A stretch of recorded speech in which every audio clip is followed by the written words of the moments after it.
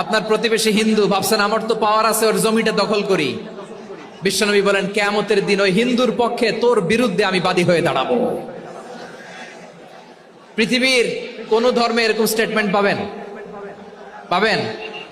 আপনি ভাবছেন আপনি নামাজ পড়লে হাজী সাহেব কপালে দাগ ফেলায় দিলে আপনি সেলসালায় জান্নাতে চলে যাবেন না? খবরদার।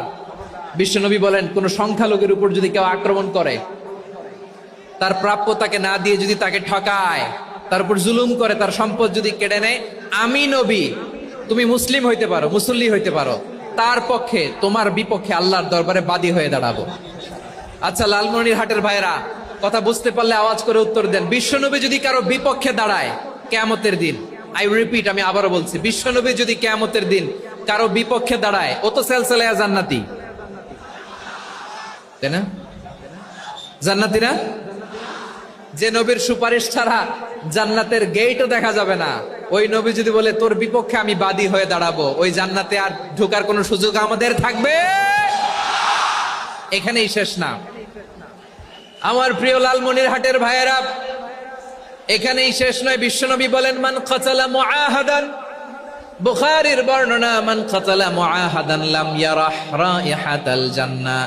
কেউ যদি, কোন মুসলিম যদি অন্যায়ভাবে কোন সংখ্যালঘুকে হত্যা করে, কোন হিন্দুকে হত্যা করে, কোন বৌদ্ধরে হত্যা করে, অন্যায়ভাবে কোন মুসলিম যদি কোন সংখ্যালঘুরে হত্যা করে, জান্নাতে যাওয়া তো দূরের কথা, ওই মুসলিম জান্নাতের ঘ্রাণও পাবে না।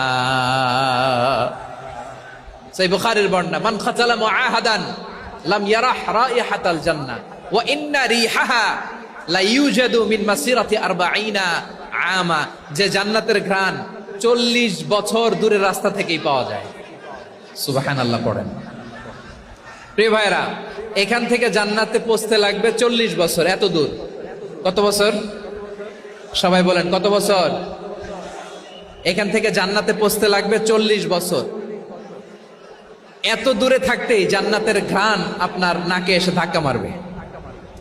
বিশ্বনবী বলেন যে ব্যক্তি কোন সংখ্যালঘুকে হত্যা করে, জান্নাতের ঘ্রাণ তো পাবেই, জান্নাতে তো ঢুকতে পারবেই না, জান্নাতের ঘ্রাণও তার নাকে লাগবে না। পড়েন নাউযুবিল্লাহ।